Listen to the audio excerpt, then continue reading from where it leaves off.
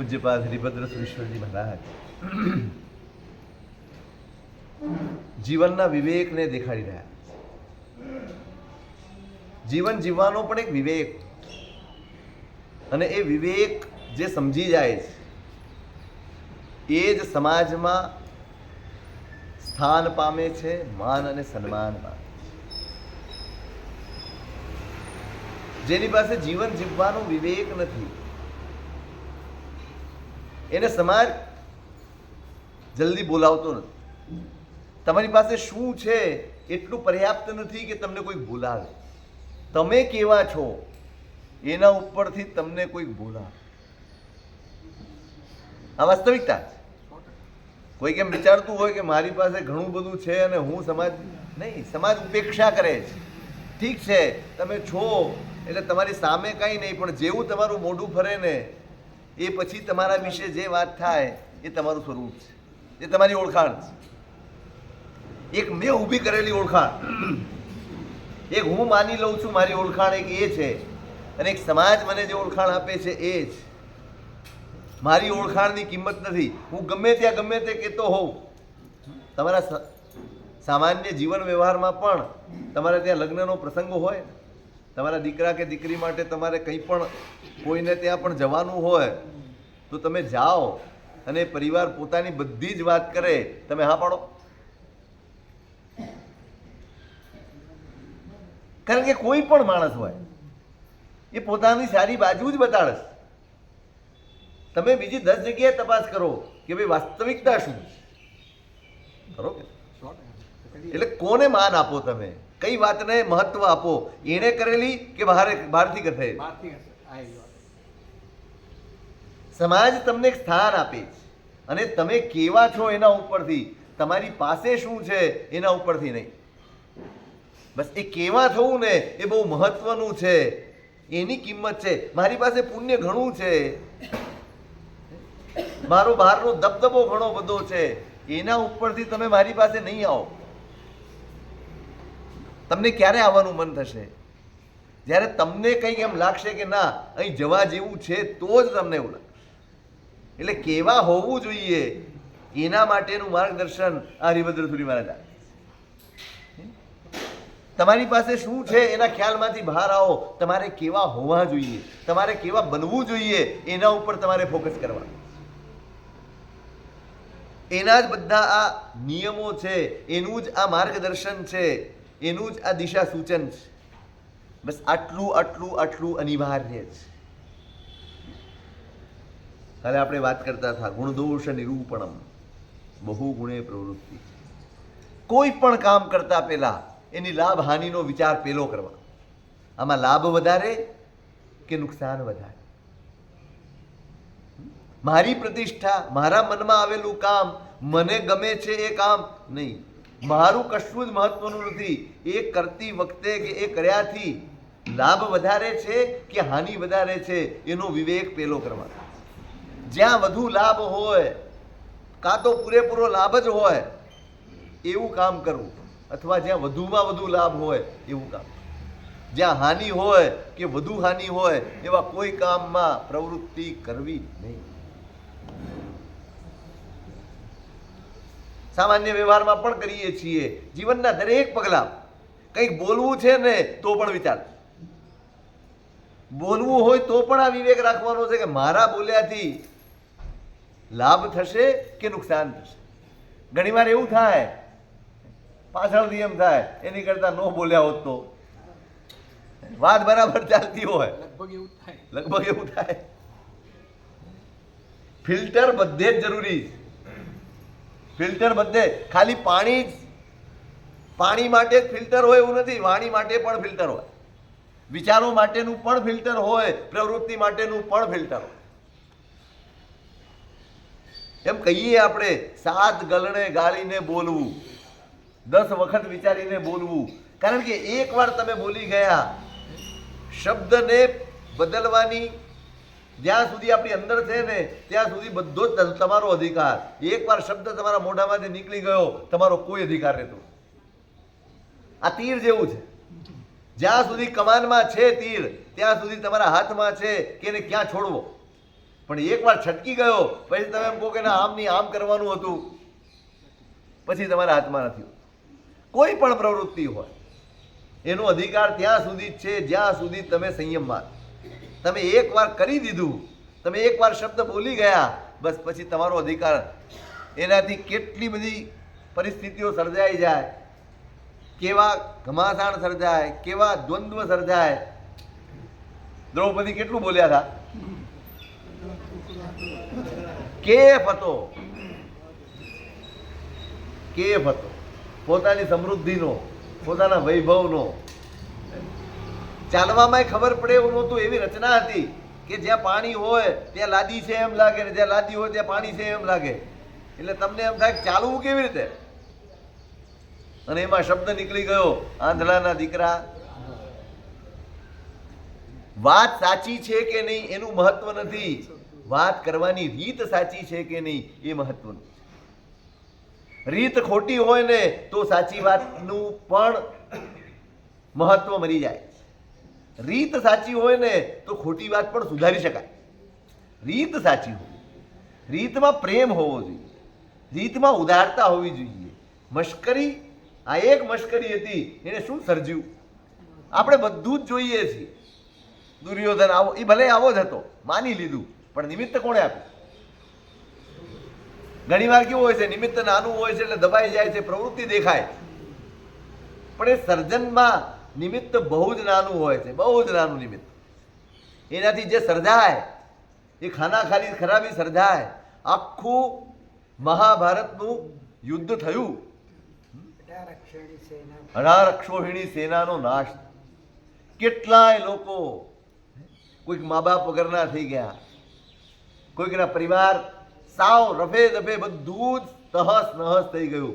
અને યુધિષ્ઠિરનું જ્યારે રાજ્યાભિષેક થયો ને ત્યારે સૌથી પહેલો પ્રશ્ન એને કૃષ્ણને પૂછ્યો છે કે મહારાજ, યુદ્ધ કરીને જીતી તો લીધું છે, રાજ્ય મારે કોના ઉપર કરવા? કોઈ બચ્યું જ નથી, કોના ઉપર રાજ કરો? રાજા હું કોનો? આ સ્વરૂપ, આ સ્થિતિ જોઈને એમ થાય છે હું કોનો રાજ? બહુ કારમી વેદના હતી. શું ખોઈને રાજ્ય મેળવ્યું છે ને એનો અંદાજ. ઘણી વાર આપણે કશુંક એકાદ પરિસ્થિતિને આપણે અનુકૂળ કરવા માટે કેટલું મોટું નુકસાન વેઠી લઈએ છીએ, આપણને અંદાજ નથી. એટલે દરેક જગ્યાએ વિવેક કરવાનો. મળી તો જશે. એટલે આજે એક વસ્તુ આમ તેમ થઈ ગઈ છે ભાગ લાગમાં, અને તમે એના માટે કોર્ટે ચડશો કે જે કાયદેસર કામ કરશો બધું જ કરશો, પણ નુકસાન ક્યાં? નુકસાન કેટલું? અંદાજ એનો લગાવજો. 100 ગ્રામની ચેન હશે કે કડું હશે કે તે જે કંઈ હશે, એ સોનાની વસ્તુ તમારી થઈ જશે, એની સાથે પરિવાર વિખરાઈ જશે. એ નુકસાન નાનું સુનું ને. આપણને એમ લાગે મારે કોઈની જરૂર નથી, મારે કોઈની ગરજ નથી. પુણ્ય જ્યારે સાથ આપે ને ત્યારે માણસ ભાન ભૂલી જાય, ત્યારે માણસ વિવેક ચૂકી જાય. મારે કોની જરૂર? મારી પાસે બધું જ છે. હું ધારું એવા પાસા પાર પાડી શકું એમ છું, હું ધારું તે કરી શકું એમ છું. આ કેફ છે ને, આ તમારી શક્તિ નથી બતાડતું, તમારો અહંકાર બતાડે. અહંકારનો ભરોસો હોય છે આપણને, શક્તિનું ભાન નથી હોતું. શક્તિનું ભાન આવે ને તો અહંકાર આપોઆપ શાંત થાય. આપણને શક્તિનું ભાન જ નથી હોતું. અહંકારનો બોધ એટલો ચડી જાય છે માથા ઉપર, અરે આપણે કોઈની પરવા નથી.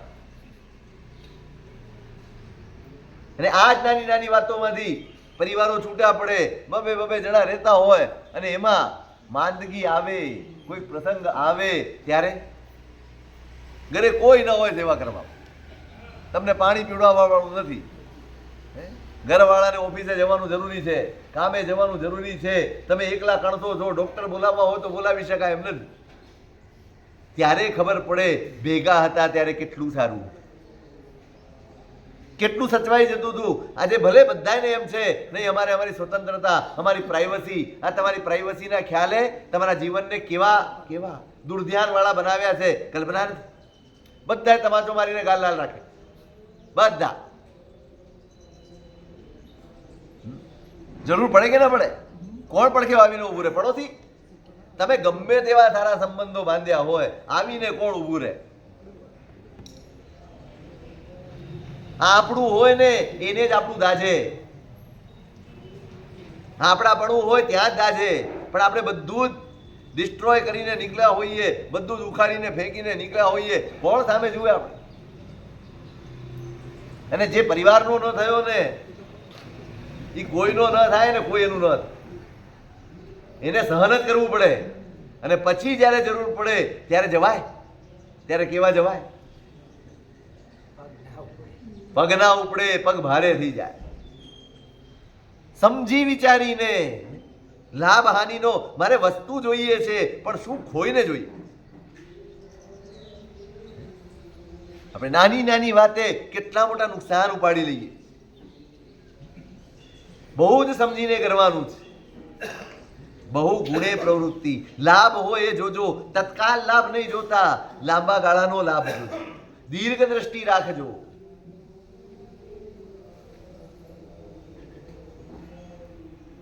લાંબી દ્રષ્ટિથી વિચારવાનું, આવતીકાલનો પણ વિચાર કરવાનો.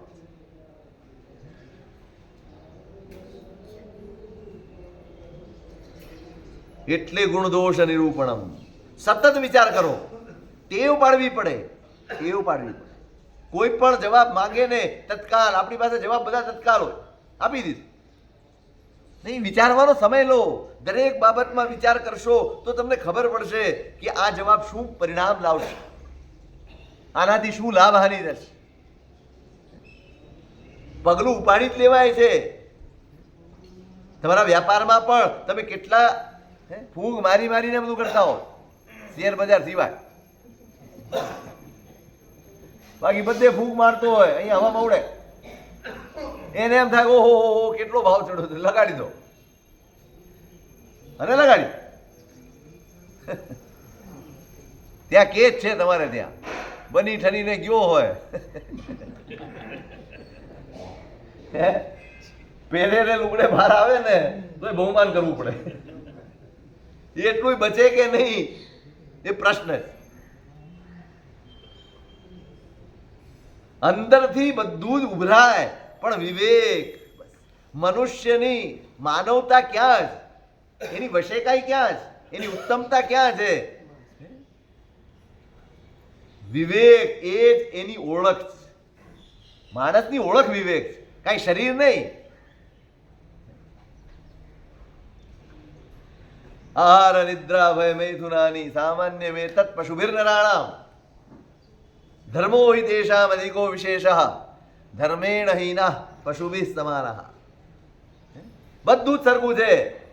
આહાર નિદ્રા, આહાર આપણે લઈએ છીએ, પશુઓ લે છે. ઊંઘ આપણે લઈએ છીએ, પશુઓ લે છે. ભય એમને પણ છે, આપણને પણ છે. સંસાર આપણો પણ છે, એમનો પણ છે.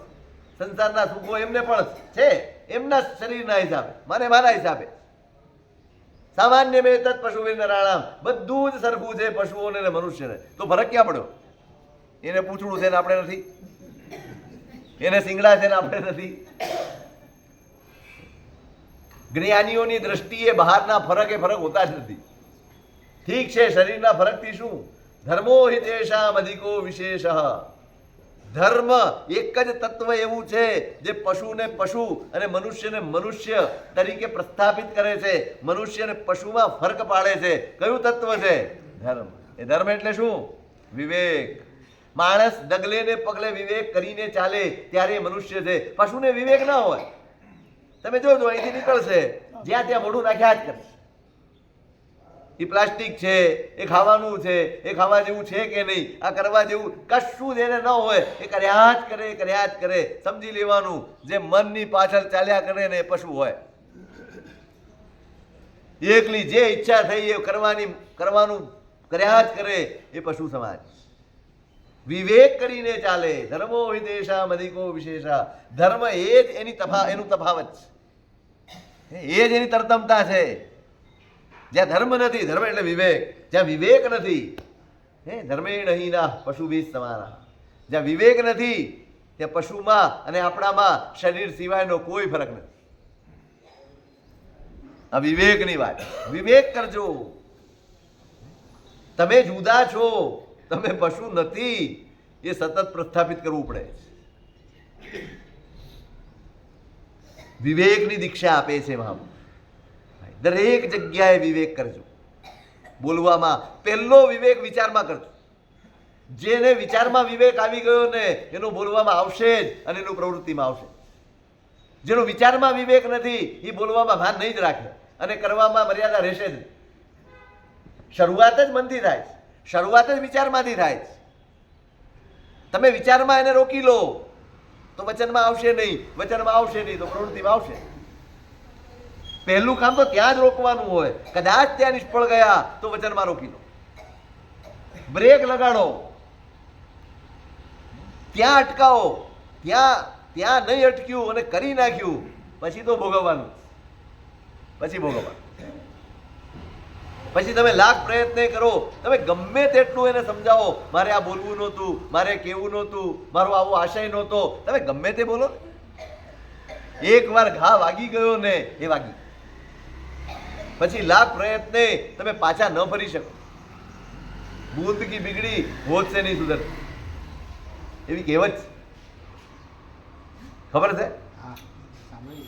સાંભળેલી કહેવત, સાંભળેલી છે, કથા સાંભળેલી છે.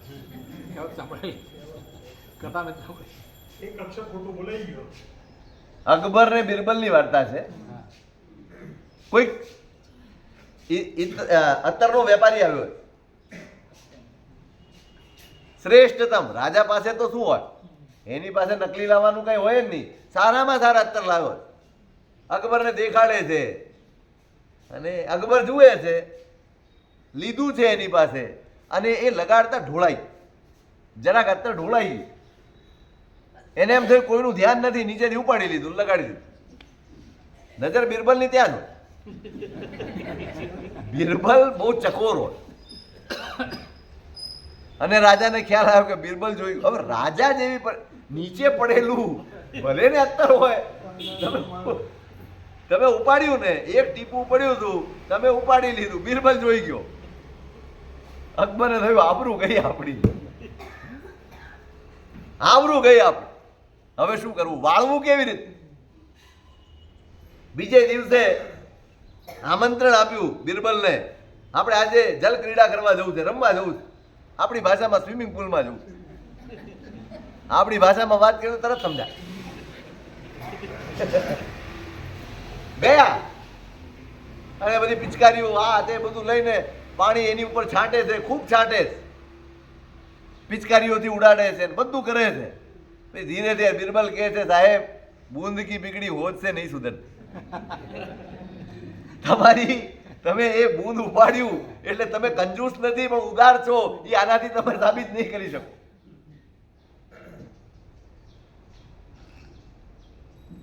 પછી તમે ગમે તેટલા મચકા મારો, તમે ગમે તેટલું પાછું વળવાની કોશિશ કરો, નથી વળતું. પહેલા વિચારથી વિવેક શરૂ કરો, વિચારમાં જ બ્રેક લગાડો, વિચારતી વખતે જ વિચારો. મારે શું વિચારવું ને એનો પણ વિચાર હોવો. કારણ કે વિચાર જ પછી ધીમે ધીમે ધીમે તમારા અંદર એક આગ્રહ બને છે અને આગ્રહ બન્યા પછી જ્યાં નિમિત્ત મળે ત્યાં ધાણી ફૂટ બહાર આવે.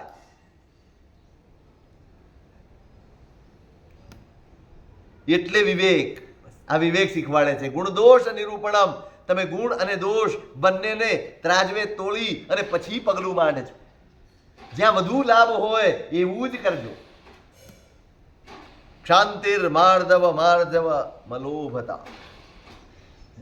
કશાયો એ આપણી પરિણતિમાં રમી ગયેલી ચીજ છે. આખો દિવસ આ કશાયોમાં રમીએ છીએ આપણે. ક્યારેક ક્રોધના ભાવમાં હોઈએ છીએ, ક્યારેક માનમાં હોઈએ છીએ, ક્યારેક માયામાં હોઈએ છીએ, ક્યારેક લોભમાં હોઈએ. દેખીતી રીતે ન હોઈએ પણ તમારા વિચારોને તમે તપાસ કરશો, તમારી અંદર તમે ઉતરશો ને તો તમને ખબર પડશે અત્યારે મારા જે વિચાર ચાલી રહ્યા છે એ શેના છે. ખરેખર છે ને આપણે આપણી પરીક્ષા કરતા જ, આપણે આપણું નિરીક્ષણ કરતા જ નથી. ધર્મ ક્ષેત્ર એનું સૌથી અગત્યનું પગલું છે આત્મનિરીક્ષણ. ધર્મનું હોય કે જીવનનું હોય, જેને જીવનમાં કશુંક સાબિત કરવું છે, કશુંક ઉત્તમ સાબિત કરવું છે, ઉત્તમ થવું છે, એના માટે પહેલું પગલું છે આત્મનિરીક્ષણ. જેને આત્મનિરીક્ષણ કરતા આવડે છે એનામાં વિવેક જાગ્યા વગર રહેતો જ એ જ સફળ થાય. સફળતાનો પાયો છે આત્મનિરીક્ષણ. તમે સતત તમારું નિરીક્ષણ કરો, સતત તમારું પરીક્ષણ કરો. તમે ઓફિસમાં બેઠા હો, મોટી મોટી કોર્પોરેટની ઓફિસો હોય, મેનેજર હોય કે મુખ્ય માણસ હોય, એની રૂમમાં સીસીટીવી લાગેલા હોય. કેમ લગાડેલા હોય? આખા કેમ્પસ ઉપર એની નજર હોય. કોણ ક્યારે ક્યાં શું કરે છે, ક્યારે આવ્યો, ક્યારે ગયો, શું કર્યું, શું નથી કર્યું, કોણ મોબાઈલમાં વાત કરે છે, એ કામ જ એનું એવું.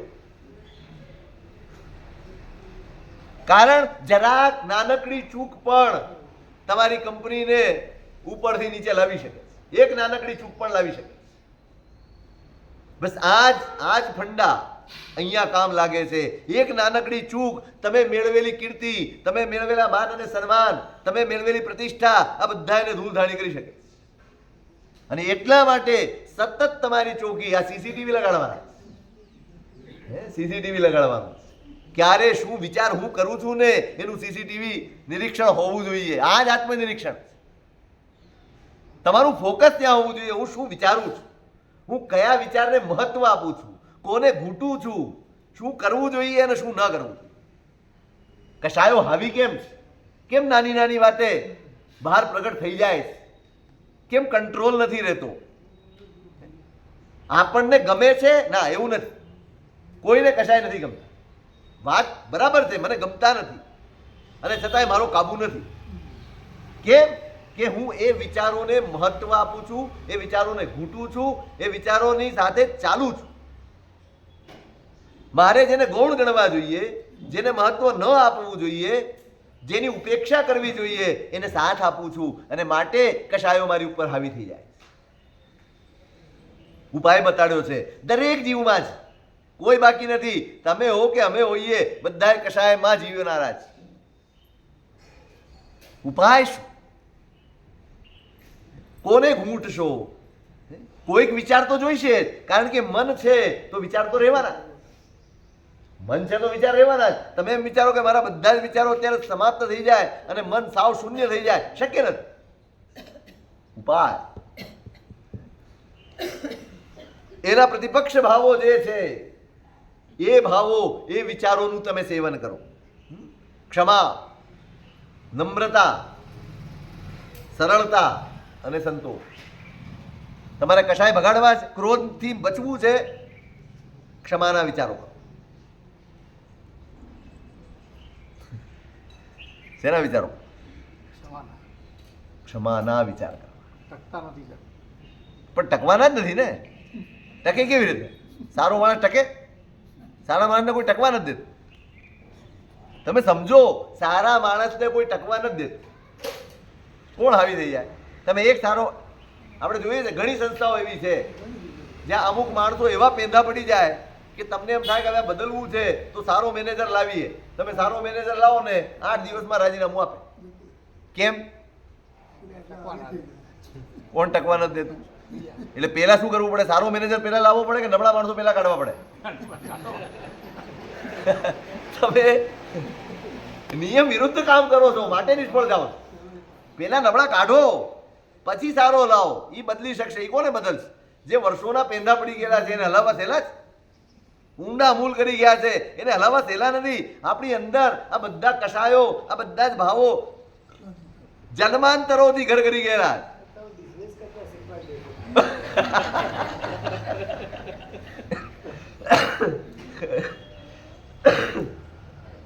સીધો હિસાબ છે ને.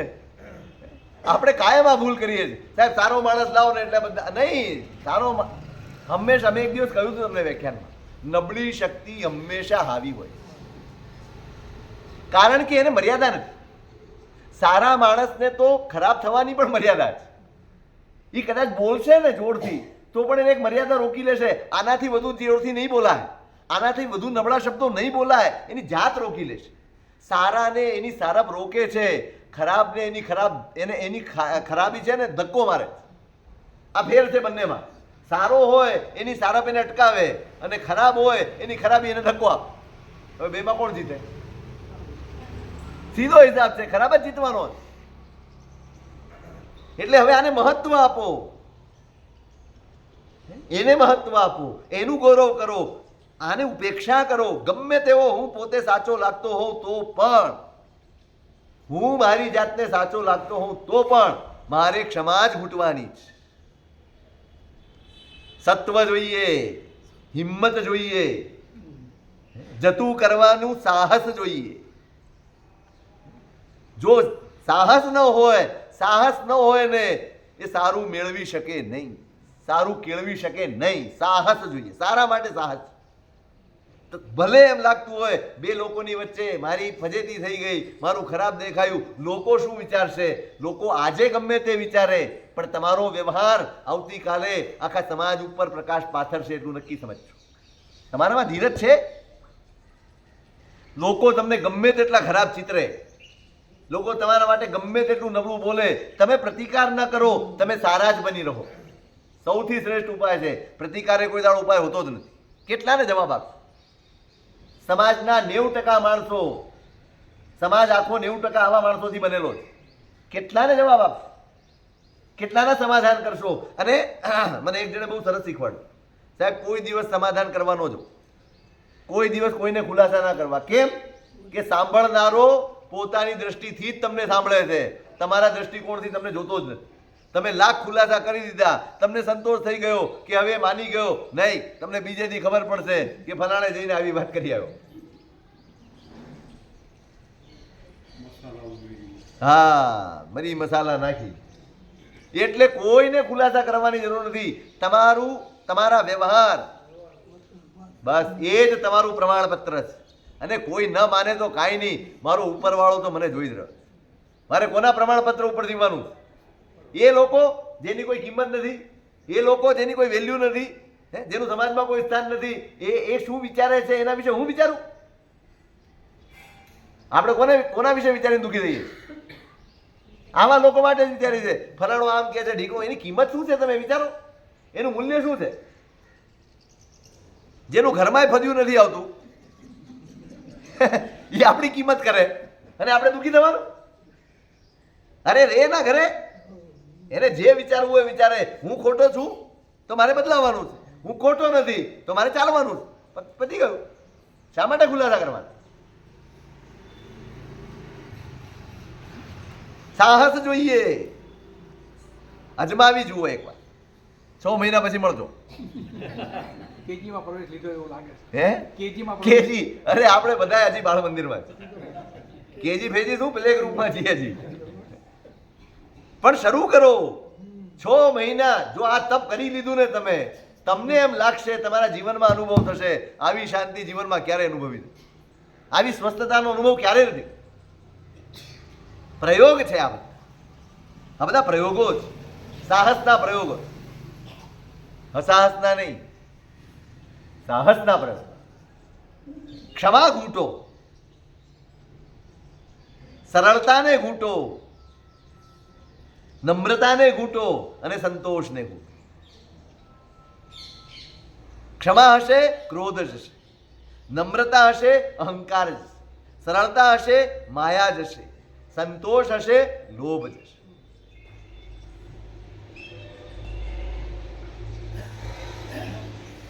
દૂર કરવા છે પેલા નક્કી કરો. કારણ કે પજવે છે, 24 કલાક પજવનારું બીજો કોઈ પણ બહારનો માણસ આવશે ને, એ થોડી વાર માટે આવશે, થોડી વાર તમને હેરાન કરશે.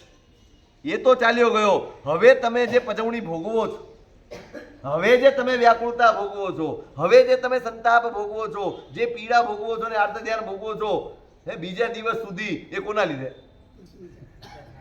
આપણે ભલે એમ કહીએ કે ફલાણા ભાઈ આવી ગયા, મને આવું કહી ગયા, મારા 24 કલાક બગડ્યા. નહીં, એના લીધે 24 કલાક નથી બગડ્યા.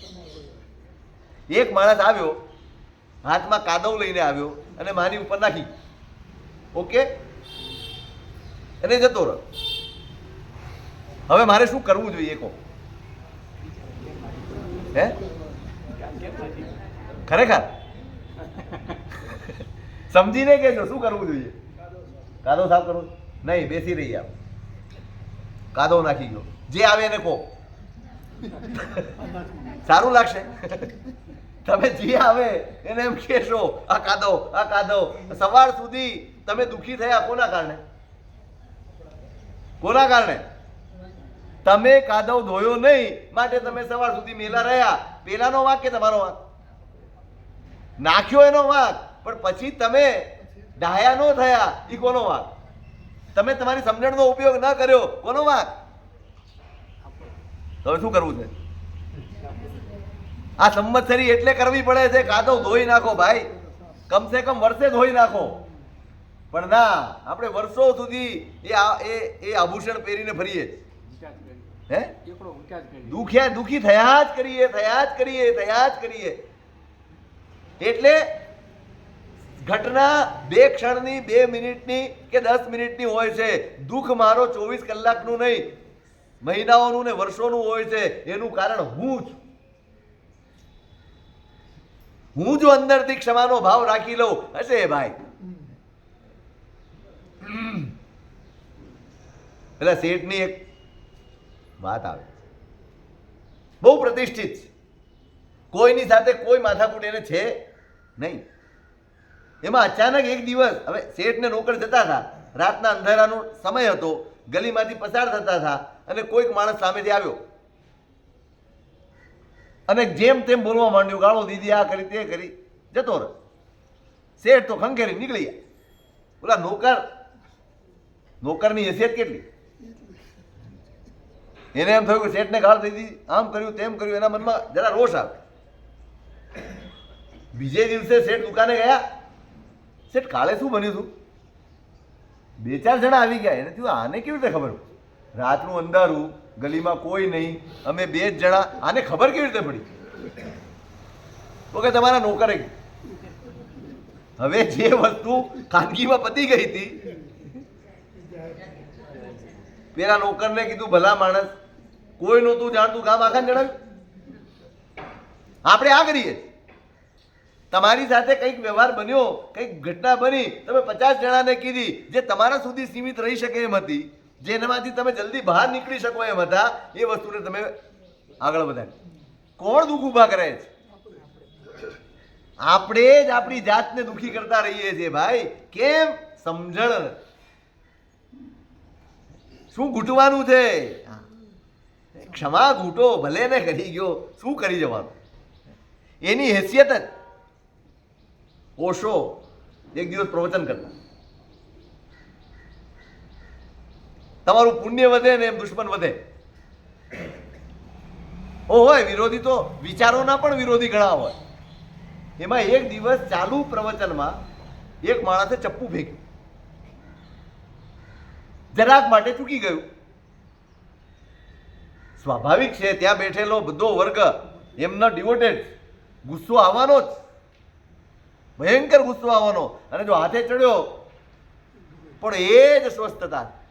એક ક્ષણમાં કીધું ભાઈ, અરે પણ નહીં, આ એની વિચાર વ્યક્ત કરવાની રીત છે, એને કરી દીધું.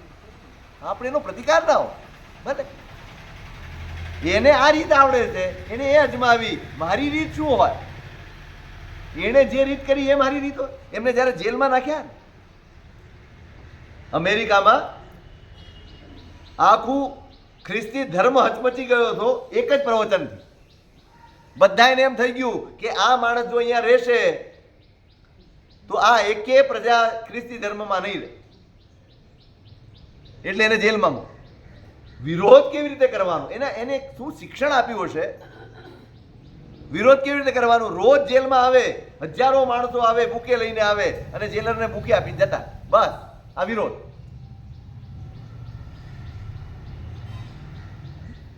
તમે કરી શકો? આપણે કરી શકીએ? જે મોટી ક્ષમા ધર્મની વાત કરે છે ને, એ લોકો વધુ હિંસક હોય છે. કારણ કે એમની વાતોમાં ક્ષમા હોય છે, વ્યવહારમાં નહીં, વિચારમાં નહીં. વિચારમાં જ્યાં સુધી ક્ષમા ન આવે ને ત્યાં સુધી ક્ષમા એ ધર્મ બનતી નથી, એ માત્ર વ્યવહાર રહી જાય. વિચારમાં ક્ષમા આવવું જોઈએ, ક્ષમા આવવી જોઈએ, તમારા આત્મામાં ઉતરવી જોઈએ. નિંદા કરી શકાય છે, પણ આ દાખલા લઈને પોતાની જાતને સુધારી નથી શકાતી. સુધારો. કોઈની ટીકા કરવી બહુ સહેલી છે, પણ એનો દાખલો લઈને પોતાની જીવનમાં પણ કંઈક ફેરફાર કરવા જેવો છે એ સમજવું બહુ અઘરું જ. નાના બાપના રહી જઈએ ને. આપણે એટલે કોણ? મેં હમણાં કોકને કહ્યું હતું, સુપિરિયોરિટી કોમ્પ્લેક્સથી પીડાતી પ્રજા એટલે આપણે જ. અમે સુપિરિયર છીએ, અમારા ઉપર કોઈ નથી, અમે સર્વશ્રેષ્ઠ છીએ. આ ઘેર એટલું બધું ચડી ગયું છે કે આપણને બીજું કાંઈ દેખાતું જ. બીજા બધા સામાન્ય ને તુચ્છ દેખાય છે આપણને. અને આ સૌથી મોટો ભ્રમ છે. સૌથી મોટો ભ્રમ. શ્રેષ્ઠ છે પણ મારા ભગવાનનો માર્ગ હું નહીં. હજી તો હું ચાલતો જ નથી. શ્રેષ્ઠ છે નો આપણને મળ્યું છે શ્રેષ્ઠ છે એટલે હું શ્રેષ્ઠ થઈ ગયો. ચિંતામણી હાથમાં આવી જાય એટલે શ્રીમંત થઈ જાય. જેને ઓળખ જ ન હોય, જેને એના ઉપયોગની ખબર જ ન હોય, એનો કેવી રીતે ઉપયોગ કરવાનો, એને કેવી રીતે સાધવાનું એ ખબર જ ન હોય, ખિસ્સામાં ચિંતામણી લઈને ફરે અને હાથમાં ચપ્પણીઓ લઈને ફરે, શ્રીમંત કહેવાય. આપણી દશા આ જ. આપણી દશા આ છે. ખિસ્સામાં ચિંતામણી છે, હાથમાં ચપ્પણીઓ છે, માગતા ફરીએ.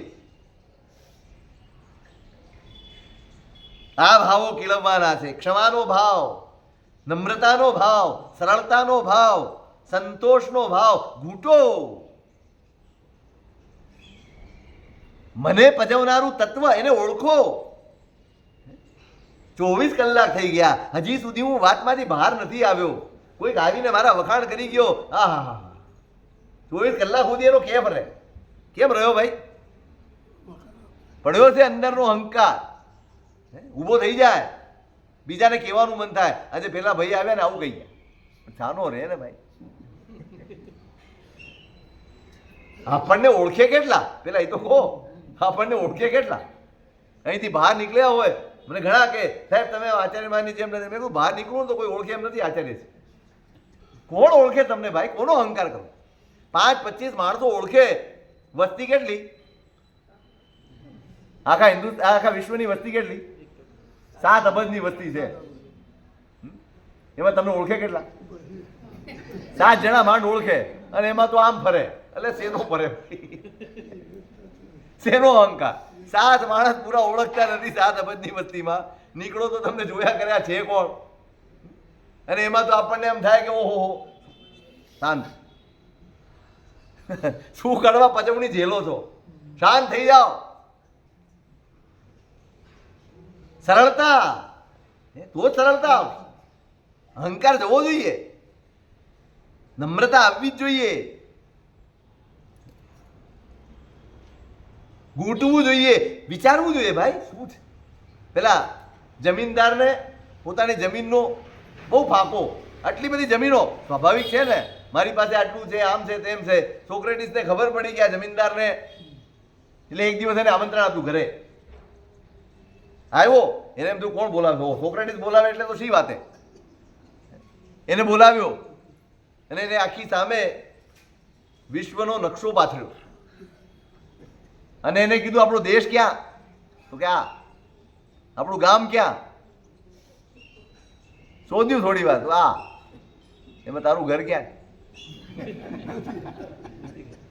હવે જડે ભલા માણસ, તારી કેટલી જમીન છે, તારો કેટલો મોટો બંગલો છે, એનો ક્યાં અહંકાર? આમાં દેખાતું જ નથી, જડતું નથી. તું કોનો અહંકાર? આટલું મોટું વિશ્વ છે ભાઈ, તારે અહંકાર કરવાની તો કોઈ જગ્યા જ નથી, કોઈ સ્થાન જ નથી.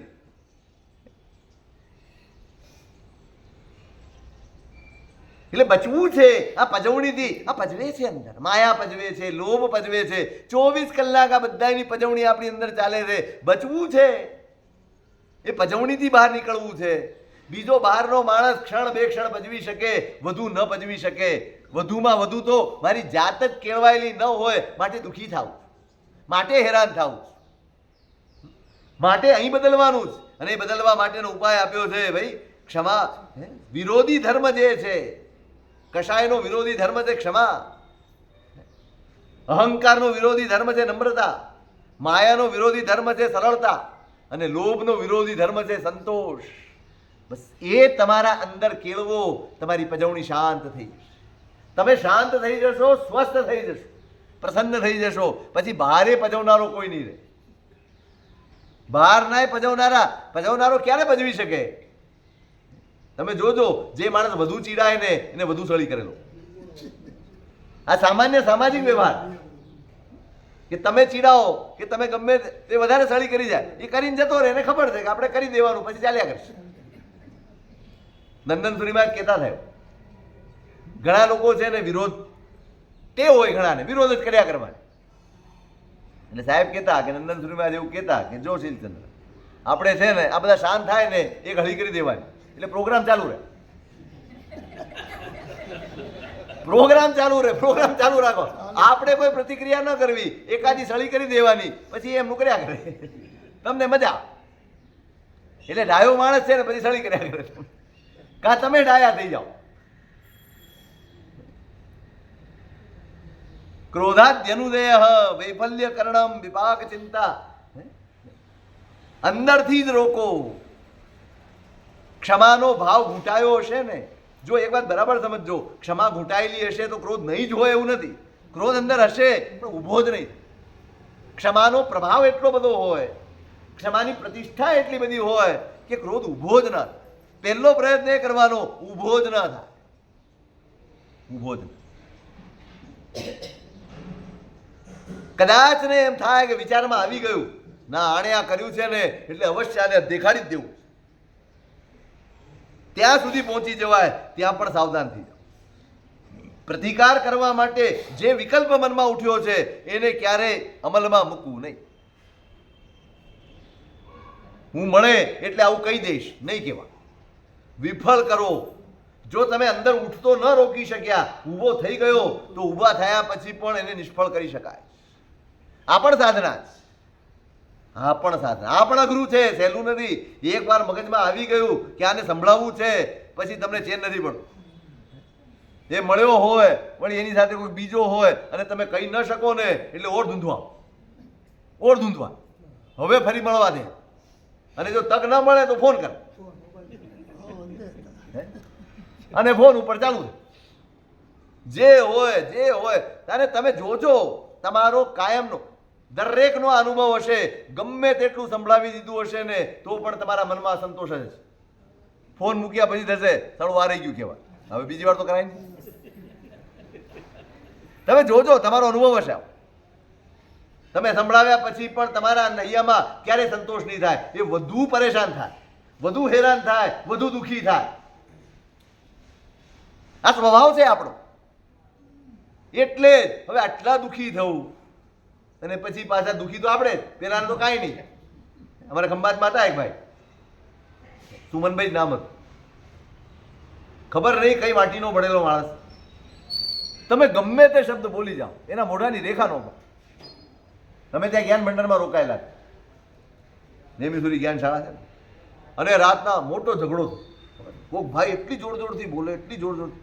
અમે બહાર આવ્યા, કોણ ઓળો? સામે સુમનભાઈ હતા. તમે જુઓ એની શાંતિ. એ એમ કે ભાઈ હું ઊભો છું, તમારે જે કેવું હોય કહો, પણ ધીમેથી કહો, કદાચ તમને એટેક આવી. તમે આટલી જોરથી બોલો છો, તમને નુકસાન થશે, તમારા હાર્ટને તકલીફ પડશે. હું ઊભો છું, ક્યાંય જતો નથી. તમારે શું કેવું છે બધું કહો, પણ શાંતિથી કહો, ધીમેથી કહો. હવે તમે એમ કહો, આટલું તમે બોલો, થામાનું શું થાય? ફજેતી કોની થાય મને એમ કહો? ફજેતી કોની થાય? સાચો કોણ છે, ખોટો કોણ છે, બીજા નંબરની વાત. ફજેતી કોની થાય? બોલો, પ્રયોગ કરવો છે? કરવા જેવો જ. કેટલો સરળ ઉપાય છે. ખાલી એટલું જ, મગજ ઉપર બરફ રાખવું. આગલો થાય આગ તો આપણે થઈએ પાણી. બસ આટલી જ જરૂરિયાત છે. ઊભો છું ભાઈ, કાંઈ મારે ઉતાવળ બી નથી, મારે ક્યાંય જવું નથી. તું બોલ, પણ ધીમે બોલ. તને તારી તબિયત બગડે છે, આમે તું માંદો છે. અમે જોતા રહી ગયા, સારું આટલું હોય તો આપણે ન રહીશું. આનું ઉદય પેલા ઉઠવા જ ન દો ક્રોધને. ઉઠી ગયો તો એ પ્રવૃત્તિ ન કરો. અને કદાચ તમને મન થાય, અંદરથી ઇરિટેટ થાય, તો શું કરશો? વિપાક ચિંતા, પરિણામનો વિચાર કરજો. ધર્મી એનું નામ, સજ્જન તેનું નામ. પરિણામનો વિચાર કરીને પગલું માંડે એનું નામ સજ્જન છે. પરિણામનો વિચાર પેલો હોય, પરિણામ શું આવશે, આનું ફળ શું આવશે? ક્રોધાત પ્રીતિ વિનાશમ ક્રોધ હોય ત્યાં પ્રેમ નાશ પામે. માનાદ વિનયોપઘાત આપનોતી. અહંકાર હોય ત્યાં વિનય જાય. સાક્ષાત પ્રત્યય હાનિમ. માયા હોય ત્યાં વિશ્વાસ જાય. લોભાત સર્વગુણ વિનાશનમ લોભાત. અને લોભ હોય ત્યાં બધું જાય. જ્ઞાની હોય ખૂબ ચેતવણીના બોર્ડ મૂક્યા છે. તમારે સેવન કરવું હોય તો કરો, પણ પ્રેમનો નુકસાન વેઠીને ક્રોધ કરી શકાશે. પ્રેમનું નુકસાન ઉપાડવાની તમારી તાકાત હોય તો તમે ક્રોધ કરજો. પ્રેમ ખોઈ નાખશો, કોઈ તમારી સામે પ્રેમથી નહીં જુએ, કોઈ તમારી ભય. તમને એમાં ગૌરવ લાગે ઘણીવાર લોકોને. અમે આવીએ એટલે ઘરમાં બધા એટેન્શનમાં, અરે સોપો પડી જાય છે. સ્મશાન જેવી શાંતિ. કોણ આવ્યું ભાઈ? તો દૂરથી જુએ ને છોકરા ભાગતા આવી જાય. રમતા હોય બંધ થઈ જાય. મને તો એમ થાય વડીલ એનું નામ કે જેને જોઈને ઘરમાં કિલ્લોલ ઊભું થયું. ઘર શાંત હોય તો કિલ્લોલતું થઈ જાય, એનું નામ વડીલ કહેવાય. બાકી તો બધા મિલિટરી ઓફિસરો કહેવાય. ઘરમાં રાજ કરો છો તમે, અધિકાર જમાવો છો, પ્રેમ નથી જમાવી શકતા. માન આવે, વિનય જાય, એ કોઈને કાંઈ ગણે જ નહીં. બધે તુચ્છતાથી વર્તે. સાક્ષાત પ્રત્યય હાનિમ. વિશ્વાસ જાય. તમે વારંવાર માયા કરો ને એટલે ભરોસો જાય. કોઈ ભરોસો, તમે ગમે એવી સાચી વાત કરો 90% ગાળી દેવાની. હો, આમાં કાંઈ હોય નહીં. સર્વગુણ વિનાશનમ લોભાત. લોભ હોય ત્યાં બધું જ જાય. પ્રવૃત્તિ એવી કરવી. ધર્મોત્તરો યોગ. જેના વિપાક દારૂણ હોય એવી કોઈ પ્રવૃત્તિ ન કરવી. જેનું ફળ ધર્મ હોય, જેનું ફળ સુખ હોય, જેનું ફળ હિત હોય એવી જ પ્રવૃત્તિ કરવી. આ શિખામણ બહુ અદ્ભુત શિખામણો આપી છે. આ એકમાં મહિનાઓ નીકળી જાય એવું છે. વિચારો એટલું આવે. ધર્મોત્તરો યોગ. બસ બધું જ, કોઈ પણ વ્યાપાર, કોઈ પણ પ્રવૃત્તિ, કોઈ પણ ચેષ્ટા, એ વિચાર. મારા વિચાર એવા હોય જેનાથી મારું મન શુદ્ધ થાય. મારી વાણી એવી હોય બીજાને શાતા થાય. મારા કાર્યો એવા હોય બીજાને આશ્વાસન મળે. બસ આવું કરે. કોઈને પીડા પહોંચે, કોઈને દુઃખ પહોંચે, કોઈને સંતાપ પહોંચે, કોઈને બાધા થાય એવા વિચારો, એવી વાણી, એવો વ્યવહાર મારા જીવનમાં લાવો. ધર્મોત્તરો યોગ. મારો દરેક વ્યવહાર કોઈકના લાભનું જ કારણ હોવું. મારું પણ અને બીજાનું પણ. આત્માનું પ્રેક્ષા સાધુ માટે તો અનિવાર્ય છે. કિમ્મે કડમ કિંચમે કિચ્ચ શેષમ. રોજ વિચારવાનું છે શું કર્યું, શું ન કર્યું, કરવા જેવું શું ના કર્યું, ન કરવા જેવું શું કર્યું. નિરંતર પોતાના આત્માનું નિરીક્ષણ કર્યા કરે એ જ સાધનાના માર્ગે આગળ વધી શકે. જે નિશ્ચિંત થઈ જાય, જે પ્રમાદમાં પડી જાય, ચાલ્યા કરે, આવી વૃત્તિ જેની થઈ જાય એ કદાચ આ જીવનમાં તો ટકી જાય, પણ એ જીવન સાધના ન બને. સાધના બનાવવાની છે જીવન. શું કર્તવ્ય હતું એ ચૂક્યો, શું નહીં કરવા જેવું હતું એમાં મેં પગલું માંડ્યું, શું કર્યું. વિચારવા જેવું હોય, બોલવા જેવું હોય કે કરવા જેવું હોય, કોઈ પણ પ્રવૃત્તિનું નિરીક્ષણ હોય, મેં કર્યું શું અને ન કરવા જેવું શું. સાધુને 2 વાર પ્રતિલેખન કરવાનું હોય, કપડાઓનું, બુદ્ધિનું, બધાયનું. એમ પોતાની જાતનું પણ પરિલેહન કરવાનું. એક દ્રવ્ય પરિલેહન છે. હું કપડાં જોઉં છું, હું પાત્રા જોઉં છું, હું કોઈ પણ વસ્તુ લેતા મૂકતા જોઉં છું. ક્યાંય વિરાધના ન થઈ જાય, કોઈને કિલામણા ન થઈ જાય, કોઈને પીડા ન થઈ જાય એની ચિંતા હું કરું છું. અહીંયા મારા આત્માનું અહિત ન થઈ જાય એની ચિંતાથી મારે મારા આત્માનું પરિલેહન કરવાનું. આ ભાવ પરિલેહન, આ ભાવ પરિલેહન છે. મેં શું કર્યું, શું ન કર્યું, ચિંતા, સતત ચિંતા કરે. હું વિચાર કેવા કરું છું, હું વ્યવહાર કેવા કરું છું એની પણ ચિંતા.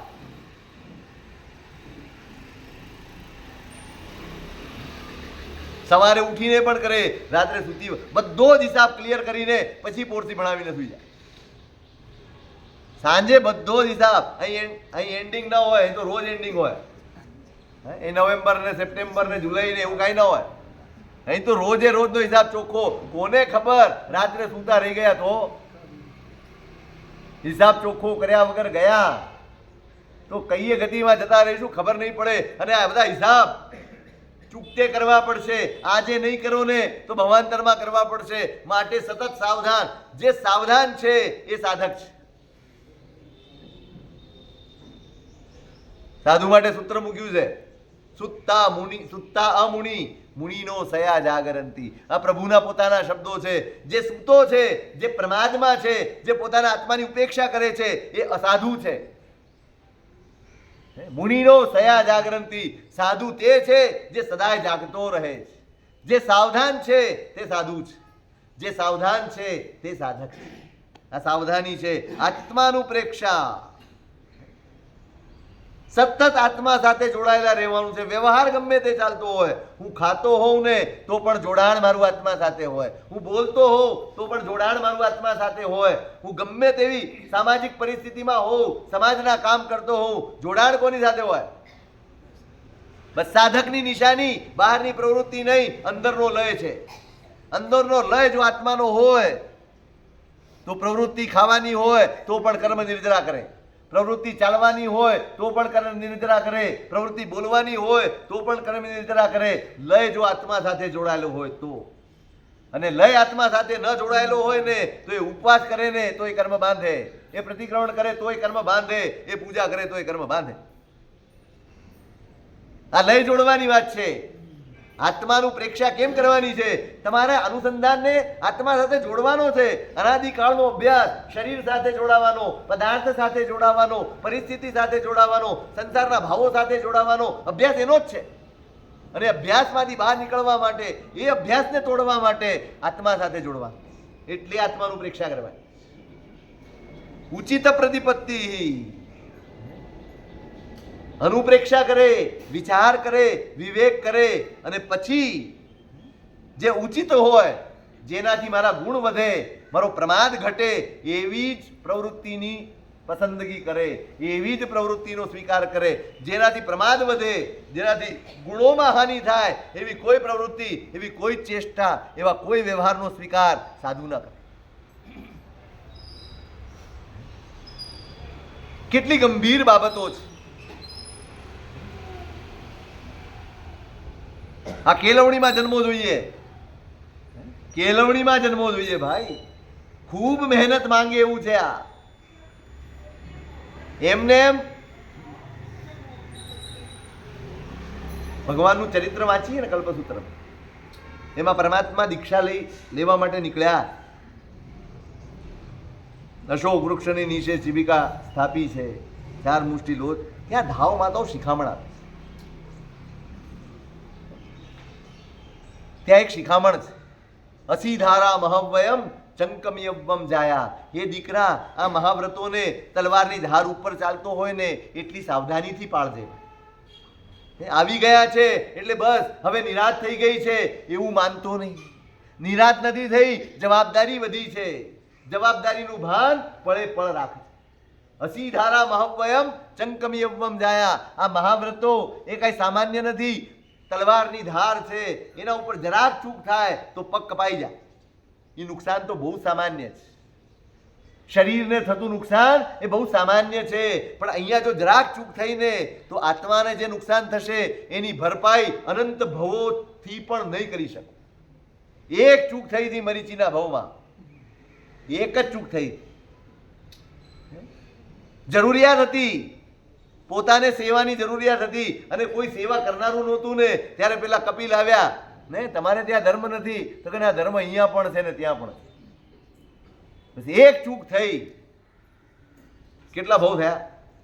આદિનાથ ભગવાન અને મહાવીર સ્વામી.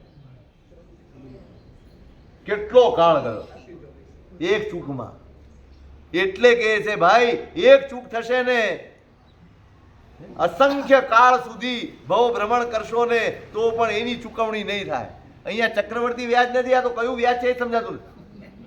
હા, એનું નામ કયું આપવું, આ વ્યાજ કયું? એક ચૂકનું વ્યાજ આટલું ખતરનાક હોય. માટે ઉચિત પ્રતિપત્તિ. મને ગુણકારી હોય, મારા પ્રમાદને તોડનારું હોય એવું જ હું આચરીશ. એ સિવાયનું બધું જ આ સંકલ્પ છે ભાઈ, આ પુરુષાર્થ. પ્રતિપક્ષા સેવનમ હમણાં આપણે કહ્યું. ઠંડી લાગે છે શું કરો? તાપણું કરો. ગરમી લાગે છે શું કરો? એસી કરો. પ્રતિપક્ષ, પ્રતિપક્ષનું સેવન કરવાનું છે. જે વિચાર મનમાં મારા આત્માને હાનિ કરનારો છે, મને નુકસાન કરનારો છે, એ વિચાર મારા મન ઉપર હાવી થાય એ પહેલા એનો સામો. જેમ હમણાં આવ્યું ને, ક્રોધનો વિચાર આવ્યો તો એની સામે ક્ષમાનો વિચાર ઉપર. અહંકારનો વિચાર આવ્યો, નમ્રતાના વિચારને મૂકી દો. માયાનો વિચાર આવ્યો, સરળતાના વિચારને મૂકી દો. લોભનો વિચાર આવ્યો, સંતોષને મૂકી દો. પ્રતિપક્ષનું ભાવન કરશો તો જ એમાંથી મુક્ત થવાશે. હાય હાય ક્રોધ બહુ ખરાબ છે, હાય હાય કશું જ નહીં. નિંદા કરવાથી કોઈ દુર્ગુણ જતા નથી. આત્મનિંદા ચોક્કસ કરવાની છે, પણ એટલા માટે કે ગુણનું સેવન પણ કરવાનું. એકલી નિંદાથી કોઈ દુર્ગુણ જતા નથી. ઘણા લોકો વર્ષોથી દેરાસરમાં નિંદા કરે છે. નિંદા નથી કરવાની, સામે પુરુષાર્થ કરવાનો છે. સારા ભાવોના સેવન કરવાનું, પ્રતિપક્ષ ભાવોનું સેવન. અને એના માટે બળ કયું? આપણે ત્યાં ઢીલા પડી જઈએ. સારા ભાવો આવે એને ટકાવવા મુશ્કેલ પડે છે. એનો ઉપાય આપ્યો છે આજ્ઞાનું સ્મૃતિ. તમારું બળ કામ ન કરે ને ત્યાં પ્રભુને લાવીને ઊભા કરી દેજો. જ્યાં તમારી શક્તિ ઓછી પડે ત્યાં પરમાત્માને સામે લાવીને ઊભા કરી દેજો. આજ્ઞાનું સ્મરણ કરજો. મારા પ્રભુએ કહ્યું છે, અને જે પ્રભુએ મારા માટે આટલું બધું કર્યું એના માટે આટલું તો હું કરીશ. આ જ મારી સાચી પૂજા, આ જ મારી સાચી ભક્તિ, આ જ મારી સાચી ઉપાસના, અને આ જ મારું સાચું સમર્પણ. મારું સાચું સમર્પણ એ નથી કે હું આ કપડાં પહેરીને બેઠો છું, નહીં. મારું સાચું સમર્પણ એ નથી કે હું વિહાર કરું છું, હું આહાર લેવા જાઉં છું, હું લોચ કરાવું છું, નહીં. હું બહારના ગમે તેટલા કષ્ટો સહન કરતો હોઉં, એ સાચી ઉપાસના નથી. પણ મારી અંદર ઉઠતા દ્વંદ્વો, મારી અંદર ઉઠતી નબળાઈઓ, એનો પ્રતિકાર કરીને હું સારા ભાવોને જ કેળવું છું અને એમની આજ્ઞાને નજરમાં રાખીને જીવું છું ને, એ જ મારી સાચી ઉપાસના. કારણ કે બધું કસોટી એમાં છે. શરીર તો કેળવાઈ જાય છે, મન નથી કેળવાતું. આજ્ઞાનું સ્મૃતિ. અસ્મિન હૃદયસ્થે સતી હૃદયસ્તત્વતો મુનિન્દ્ર ઇતિ. હરિભદ્ર સુરી મહારાજનું જ વચન છે, ષોડશક પ્રકરણનું. હૃદય સ્થિતે ચ તસ્મિન નિયમાત સર્વાર્થ સંસિદ્ધિ. એકવાર તમે પ્રભુની આજ્ઞાને હૃદયમાં સ્થાપી એટલે પ્રભુને જ સ્થાપ્યા ગણાય. અસ્મિન હૃદયસ્થે સતી. જો આજ્ઞા તમારા હૈયામાં રમે છે તો સમજો હૃદયસ્થ તત્વતો મુનિન્દ્ર ઇતિ. તમારા હૈયે પ્રભુ જ પધાર્યા છે એમ માનજો. પ્રતિમાની પ્રતિષ્ઠા બહુ સહેલી છે, આજ્ઞાની પ્રતિષ્ઠા બહુ અઘરી છે. થોડાક લાખો રૂપિયા બોલીને પ્રભુ પધરાવી શકાય છે, રૂપિયાથી આજ્ઞા પધરાવી શકાતી નથી.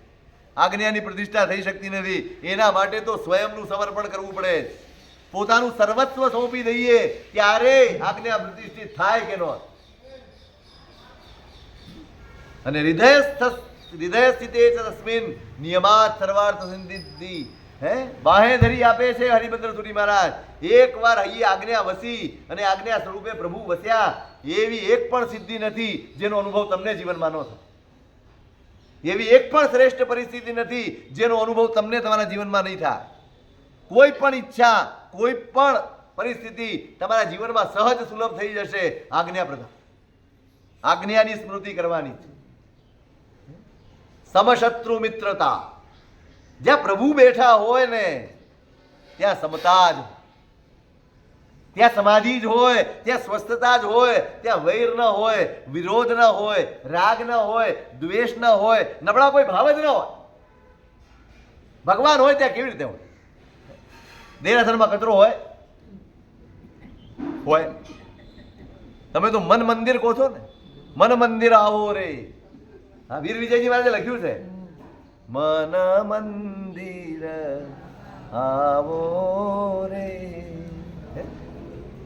કહું એક વાત લડી. પ્રભુ આ મંદિરમાં પધારો, મારે તમારી સાથે ગોઠડી કરવી. મેં મંદિર બનાવી રાખ્યું છે, હવે પધારવાની વિનંતી કર. આપણે તો માનીને બેઠા છીએ ભગવાન આપણે હૈયે બેઠા. ઉકરડે ભગવાન બેસે? બેસે ના બેસે?